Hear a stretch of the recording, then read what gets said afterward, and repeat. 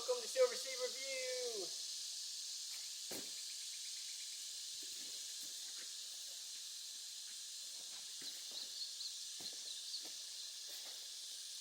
Alright, now I'm out of breath.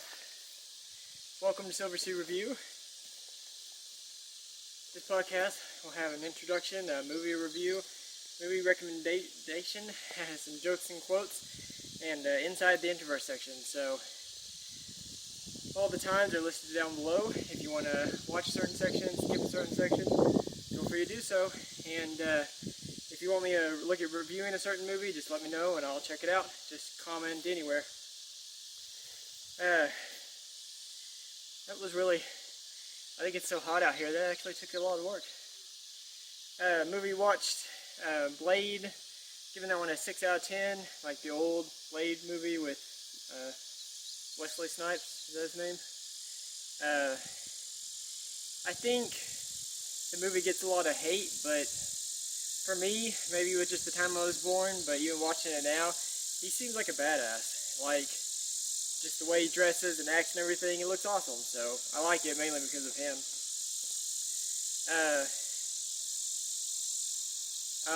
I watched one,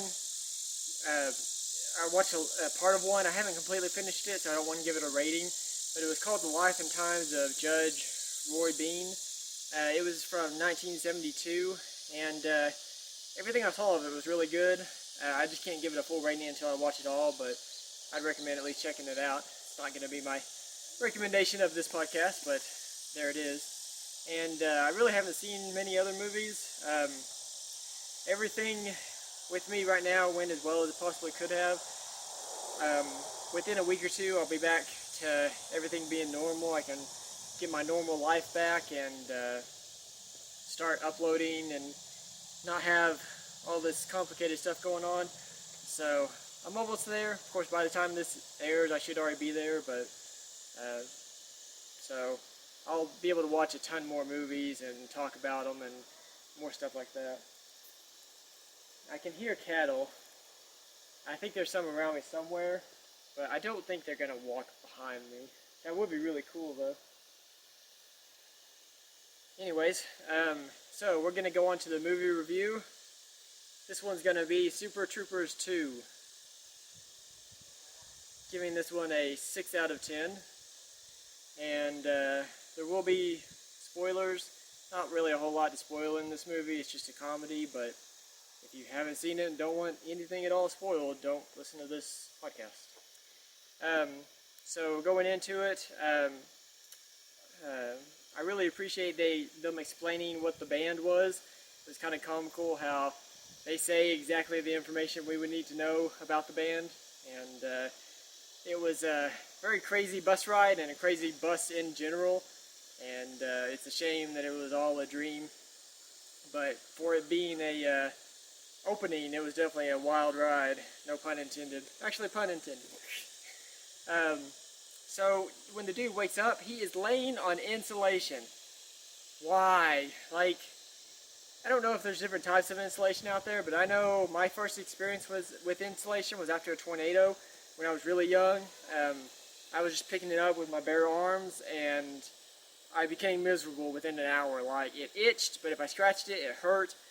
And I was really young, and I just sat there crying. I didn't know what to do, and it was bad. So laying on it is I just stay far, far away from any type of insulation now. So maybe it was fiberglass insulation. Maybe they don't make that anymore, but whatever it was, that freaked me out that he was just laying on it.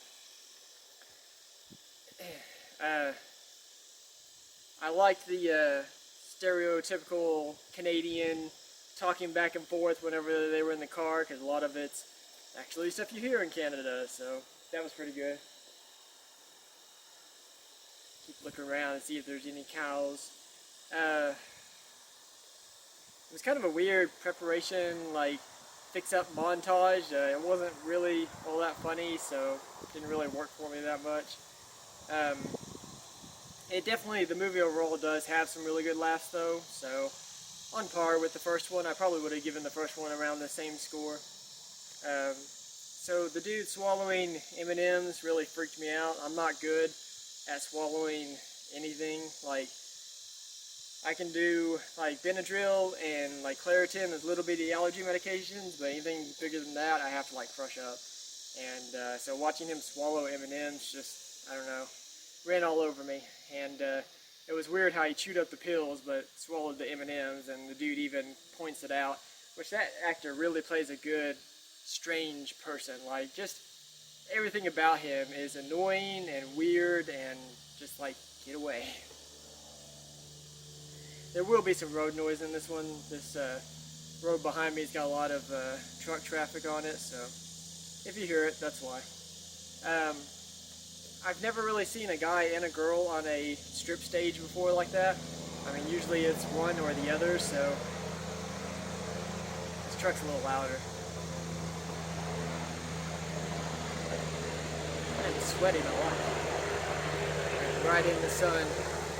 So that was kind of weird. Never seen that before.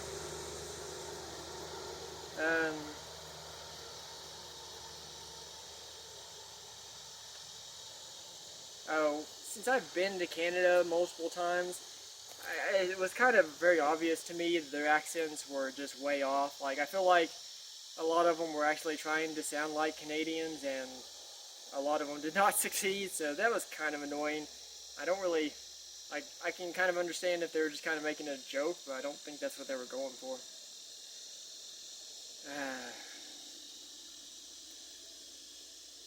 Putting the kids on leashes to have them, the hyperactive kids, lead them to where they needed to be, that was very American, because we have all of our kids on leashes around here. Okay, not all of our kids, but it's a big thing. The mosquitoes up in Canada are ruthless, I can tell you that firsthand, so I felt really bad when they got dumped in the forest with having barely any clothes on, because they would have gotten eaten alive. I mean, they will bite you through your clothing, and they are just massive. Not a fan of the mosquitoes up there. The happiness in your household being a penis in your asshole, that was hilarious. Like, I didn't think, it took me a while before I even believed that they were trying to say something else, and with the, that was weird, with the French accent, that was awesome. So, I like that scene. I didn't really see the smugglers being the mayor, but it wasn't like a big surprise. Like, he was kind of a shady person, and I thought it was kind of strange how the Mounties didn't know that it was him. He was just kind of playing both people, so, but like I said, not a big surprise, but I didn't actually see it coming. I liked the ending before America decided not to take it over, and then everyone just turned and, like, why? I don't understand. Like, why not just have it? You don't have to, if you make another movie, you don't have to reference that part of the movie. Just leave it the way it is. But for them, like, it was nice. It was a nice ending. Like, they were like, oh, these are the true heroes, and yeah, we're okay being Americans. And then for them to turn it around like that and just being like two-faced and being like, no, we hate you guys, we're back to being Canadians. And I didn't feel like it added anything to the movie. It wasn't funny. It was at the very end. It hurt the score for me. But I am going to add it to my collection. Just the ending didn't hurt the score that much for me, and it's a funny movie. I like the first one. I like this one enough to add it to my collection, so might as well. That's going to be it for the review. We're going to go on to the recommendation. This one's going to be Eddie the Eagle from 2016. This one's an excellent movie about never giving up and never stop fighting. It also shows that everyone has something to learn, even if you think you are down on your luck and you know everything that's going to happen, things will surprise you. So the description for this is cut from the Olympic ski team. British athlete Michael Eddie Edwards travels to Germany to test his, sorry, my ears are messed up. It's like echoing inside my head. Travels to Germany to test his skill at ski jumping. Fate leads him to Bronson Perry, which is Hugh Jackman, and a former ski jumper who now works as a snowplow driver. Impressed by Eddie's spirit and determination, Perry agrees to train the young underdog. Despite an entire nation counting him out, Eddie's never-say-die attitude takes him all the way to a historic and improbable 1988 Winter Olympics show. And I mean, it's funny. It's got funny moments in the movie, but it's a lot of just him not caring about what everyone else thinks and just doing his thing and just never stopping. Like, he gets hurt and he crashes and he's just determined, and it's true determination. So I recommend checking it out. And the locusts are probably pretty loud. Sorry about that. Jokes and quotes. I heard a killer adapter calendars, and it would seem their days are numbered. I told my wife it was muggy outside, and she said, "You better not have put all of our mugs on the front lawn." I just laughed as I sipped my coffee from a bowl. Alright. Quotes. I'm never going to give up. I'm not giving up. I'm just starting over. And there's times in life where you really have to admit defeat, not necessarily defeat, but admit that whatever you're doing is not working out and start again. And it takes a lot of bravery to start from the bottom and work your way up again, but at some point you have to cut your losses and just admit that what you're doing is not working and there's no other way, so you're going to start over. The other quote, when you complain, you make yourself the victim. Leave the situation, change the situation, or accept it. All else is madness. And that's pretty much it. Like, if you, kind of like I referenced in the last video, if you're sitting around and complaining constantly, and it's not doing anyone any good. So one of those three options: either get away from the situation, find ways to avoid it, or go in and change the situation if you can. And if you can't get away from it and you can't change it, then accept it. Just, you know that you've done your best to do all you can to make it positive, and it's always going to be there, so just don't focus on it. Focus on the more positive things in your life. So that's going to be it for the quotes. The Inside the Introvert. The person I worked for at one time, it started raining and we were just sitting around. He wanted to know if I wanted something to drink. And I'm very easy to please. I'm not real picky on stuff. And he asked me, and he already knew that I don't drink a lot of soda or coffee or beer or anything like that. And I already had water and Gatorade, and he mentioned tea. I mentioned tea, I think. I said, if you've got some tea, I'd like that. And so then he was asking me what kind. I was like, I don't really care, just whatever. And he said one. I was like, yeah, that's fine. And then he asked me if I wanted it hot or cold, and I was like, it really doesn't matter to me. And he's like, if I wanted sugar in it or not. I'm like, I know for the people that are offering me things, it would be easier if I would just say exactly what I wanted, but it literally does not matter to me. So if they would just make it, I could drink it just fine. Like, sugar, without sugar, I'm fine. Hot, cold, doesn't matter. Just make it. And in my mind, I'm like, if you just make it, I'll be fine. But in their mind, they're probably like, if you'll just make a decision, you'll be fine. So I feel like that's kind of an introverted nature of mine. When I was playing softball, a couple times people would get hurt. Like, one person went to catch a grounder and it popped up and hit him in the eye. One person slid into a base and she pretty much knocked out the guy that was on the base, and he was trying everything not to fall on her. I think she hurt her leg. And I always feel so awkward because it usually happens when I'm out in the field and I'm like, now what do? Do I just go in and stand there? Like, I'm not real good with blood and injuries. I get nauseous easily, so I don't want to really see it. And I'm just kind of like, okay, well, I'd rather just stay out here. But at the same time, I feel like I'm being judged if I'm the only one standing way out in the field. So I kind of walk in and just stand there awkwardly and like, can we get back to playing? Like, it's not that I'm non-sympathetic. Like, I understand they're hurt, but I don't understand, once you get them recovered, all the attention they need. You just move them to the side, let them recover, and then we can keep going. And I don't know, it's just kind of awkward standing around.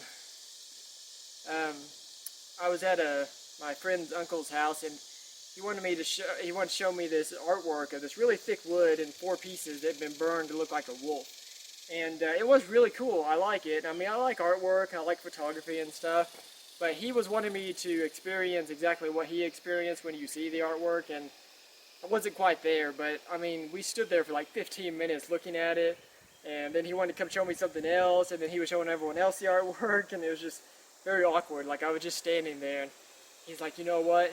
And he does this. He'll ask you a question, and then he'll say he knows what the answer is already, but he wants you to answer. So then it's like added pressure that you have to tell him the answer that you think that he already knows. And so he was like, you know, if you take a picture of that, you put it on Facebook, you know what's going to happen? I was like, I wanted to say maybe 5 of my friends will hit the like button on it, probably not even that much. Maybe one comment will be like, ooh, that looks really cool. But I was like, it'll probably blow up. He's like, yes, it'll blow up because it's amazing. I was just like, okay. Like, didn't want to give him the reality dose there. And really, the party I went to in general, I forgot how awkward it was going to be. I feel like I should have worried about it. I didn't worry about it enough. No, it didn't affect me any, but it definitely is a stupidly awkward party. Like, I've only seen these people one time before in my life, which was last year, and this will be the second year that I've seen them. And I don't know any of them. I don't have a good connection besides my friend's sister. I don't know any of them, and it's kind of an awkward thing. Like, there's no, I don't know, they just kind of wander around and do stuff on their own, and I felt like a little puppy dog following my friend around, because I was like, I felt weird just sitting there if he walked off or something, because I was like, I couldn't talk to these people really well, and I wasn't actively doing something. Like, if I'm like swimming or shooting off fireworks or doing something, I'm fine, but I was just kind of, or if I'm taking pictures, I'm fine, but I just kind of would sit there. It's like, okay, this is weird. So it was awkward, but not terrible. Like, I don't regret it or anything. The last Inside the Introvert, I have trouble with when someone says, hey, you should go talk to this person or take your vehicle here or do this, and then they say, tell them that I sent you. Like, I have a lot of trouble working that into the conversation. Like, it just feels awkward if I'm like, oh, hey, here's my vehicle, and so-and-so said that you were really good or something. I don't know, I just can't do it. If the opportunity presents itself and I'm having a conversation with the person, then I could probably work it in a little bit, but usually I'm just like, here's my vehicle, here's what's wrong with it, and then I'm ready to leave. Like, I'm not there to have a long conversation with them, so I run into that a lot in my life, that someone will say, oh, they'll give you a discount if you say if I sent you, or maybe they'll give you a better price or something, and usually it's so awkward, I'm just like, I'll just pay the extra amount, it's not worth it. For me, it's not worth it trying to work it in the conversation instead of just paying the money, so that's definitely an introverted thing of mine. So that's going to be it. All my episodes are on YouTube, all of the older episodes. If you want to watch them on there, or if you want to listen to them, you can use that online video converter and download the MP3 version. Check out my Flickr. That's the name of the photo website I couldn't remember last time. And I'm SilverC_review. I've got nature pictures and cool Photoshop pictures, and I've also got Twitter, and then all my episodes are uploaded to SoundCloud, and they stay on there for about a month before I have to delete them to put new ones on there. So that's going to be it. Take care.